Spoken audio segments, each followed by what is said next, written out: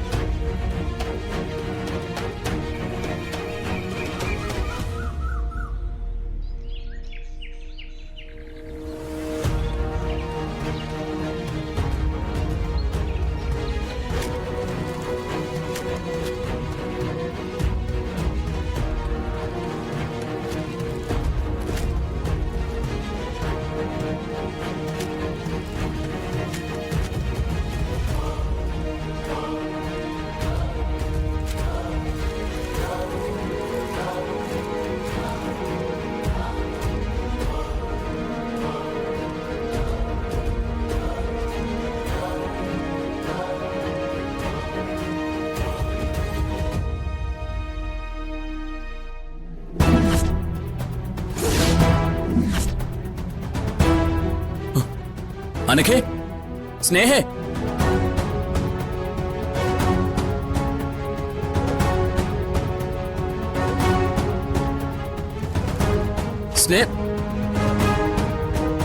ചായ. നീ ഈ വാർത്ത കണ്ടോ? എന്ത് വാർത്ത? നോക്ക്.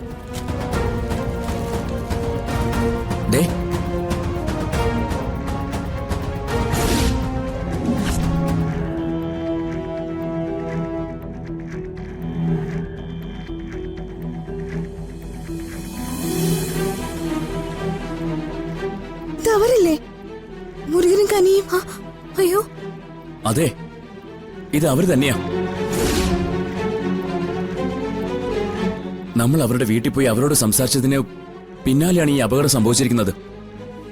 അങ്ങനെയാണെങ്കിൽ ഇത് വെറും ഒരു അപകടം മാത്രമായിരിക്കോ? ഒരിക്കലും ആയിരിക്കില്ല. അവന്തിക നിങ്ങൾക്ക് അറിയാഞ്ഞിട്ടാ. തലയ്ക്ക് ചുറ്റിലും 1000 കണ്ണുകൾ അവൾക്ക്. അതിനേക്കാൾ വലിയ ക്രിമിനൽ ബുദ്ധിയും. അവൾക്കെതിരെ എന്ത് നീക്കം ഉണ്ടായാലും അവളത് ആ നിമിഷം തന്നെ മണത്തറിയും. എന്ന് പറഞ്ഞ ഈ മരണത്തില് അവന്തിക ചേച്ചിക്ക് പങ്കുണ്ടെന്നാണോ?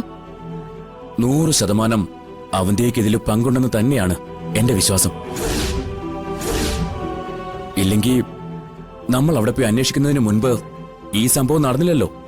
അങ്ങനെയാണെങ്കിൽ നമ്മൾ മുരുകന്റെ വീട്ടിൽ പോയത് കൃത്യമായിട്ട് അവന്തിക അറിഞ്ഞു കാണും. അവര് നമ്മളോട് സത്യം പറഞ്ഞെന്ന് ബോധ്യമായ പിന്നെ അവന്തിക അവരെ വച്ചേക്കില്ലല്ലോ. അതെ, ആ മുരുകനും കനിമൊഴിയും ഇനിയും ജീവിച്ചിരുന്ന അത് അപകടമാണെന്നുള്ളത് അവന്തിക്ക് നല്ലതുപോലെ അറിയാം.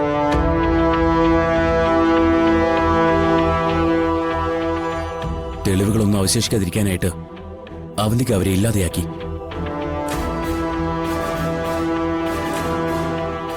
വളരെ കൃത്യമായിട്ട് പ്ലാൻ ചെയ്ത് നടപ്പിലാക്കിയ ഒരു കൊലപാതകം തന്നെയായത്. അങ്ങനെയാണെങ്കിൽ ആ കുഞ്ഞിനെ സംബന്ധിച്ചുള്ള എന്തൊക്കെയോ കാര്യങ്ങള് അവന്തികയ്ക്ക് ഒളിപ്പിക്കാനുണ്ട് എന്നല്ല അതിനർത്ഥം? കോടതിയിലെ കേസ് എതിരായ തൽക്കാലം ആ സ്വത്തുക്കൾ എഴുതി വെക്കാൻ മൈനറായ ഒരാള് വേണം. ആ ചിന്തയിലായിരിക്കും കുഞ്ഞിനെ ദത്തെടുത്തത്. ഇപ്പൊ ആ കുഞ്ഞിനെ കുറിച്ചുള്ള രഹസ്യങ്ങൾ തേടി നമ്മള് മുരുകന്റെയും കനിയുടെ അടുത്തേക്ക് ചെന്നപ്പോ അവരെ അവന്തിക തീർത്തു.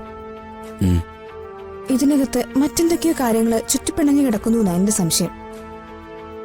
ജീവിക്കാൻ പോലും നിവൃത്തിയില്ലാത്ത മുരുകനും കനിയും കൂടി വഴിയിൽ നിന്നും കിട്ടിയ കുഞ്ഞിനെ വളർത്താൻ പറ്റാതെ അതിനെ ഓർഫനേജിൽ ഏൽപ്പിച്ചു. അവർക്ക് പ്രശ്നങ്ങളൊന്നും ഉണ്ടാവാതിരിക്കാനായിട്ട് മരിച്ചുപോയ സ്വന്തം കുഞ്ഞിന്റെ ബർത്ത് സർട്ടിഫിക്കറ്റും അവിടെ കൊടുത്തു. അവന്തിക ചേച്ചിക്കും അവരെ അറിയായിരിക്കുമല്ലോ. അതുവരെ ചേച്ചി അവരെ നിരീക്ഷിച്ചുകൊണ്ടായിരിക്കും ഇരുന്നത്. നമ്മളിനി എന്താ ചെയ്യേണ്ടത്? ആകെ ഉണ്ടായിരുന്നൊരു തെളിവാ മുരുകനും കനിമൊഴിയും. അതും ഇല്ലാതായി. കുട്ടിയെ ദത്തെടുത്തതിനു പിന്നാലെ എന്നെങ്കിലും ഒരിക്കൽ തനിക്ക് നേരെ ഇങ്ങനൊരു അന്വേഷണം വരുമെന്നുള്ളത് അവന്റേക്ക് ഉറപ്പുണ്ടായിരുന്നിരിക്കണം.